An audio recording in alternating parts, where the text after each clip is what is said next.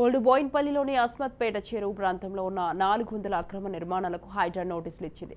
అందులో హరిజన బస్తీ వాసులు 90 మందికి కూడా నోటీసులు అందాయి.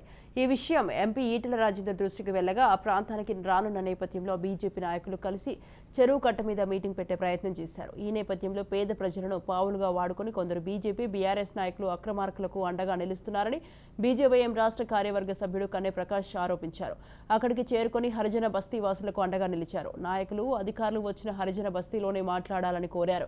కొంతమంది బీజేపీ నాయకులు 8 ఎకరాల చెరువు భూమిని ఆక్రమించిన వారికి లాభం చేకూర్చడానికి కట్ట మీద మీటింగ్ పెడుతున్నారని వెల్లడించారు. ఈ పేద ప్రజలు 40 ఏళ్లుగా ఇక్కడ నివాసం ఉంటున్నారని పేర్కొన్నారు. వారికి ప్రత్యామ్నాయంగా ప్రభుత్వ స్థలంలో పట్టాలివ్వాలని డిమాండ్ చేశారు.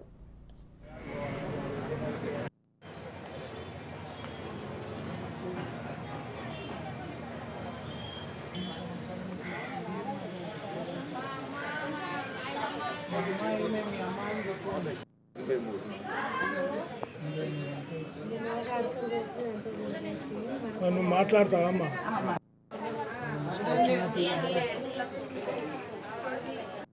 చెప్పాలి.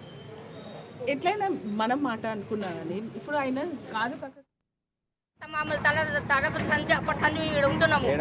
మేము ఉండేది అర్జెంట్ బస్తే హస్బెండ్పేటలో. మేము పని చేసుకుంటాం. మా మొగోడు చచ్చిపోయినారు, పిల్లలు ఉండరు, 5 పిల్లలు ఉండరు. మేము మాకు ఏండ్ల తర్వాత సంసారాలు చేసి మా అత్తలు మామూలు అందరూ చేసి చచ్చిపోయినారు. మా బావాళ్ళు ఇట్లా అందరూ. మేము ఎట్లా బతాం సార్? మా పిల్లల్ని ఇప్పుడు అచానక్గా మా రోడ్డు మీద వేస్తా అంటే మేము ఎట్లుంటాం? బస్ అంతా నోటీస్ ఇస్తాం, మేము ఎట్లుంటాం? అప్పటి సంచి మేము బస్ అంతా మా బస్ అంతా ఒక్క టైం ఉంటాం. మేము మాకు నోటీస్ ఇస్తాం, మేము ఎట్లా ఉంటాం సార్? మేము ఎట్లా బతాం? ఇల్లు గుల్లగొడతామని ఇచ్చారు సార్. మేము ఎట్లా చేస్తాం? అప్పటి సంత ఉన్నాము, మా పేపర్లు కూడా ఉన్నాయి, చూపిస్తాం మేము. మాకు గ్రామ పంచాయతీ నుంచి మాకు వచ్చి ఇచ్చారు జాగా.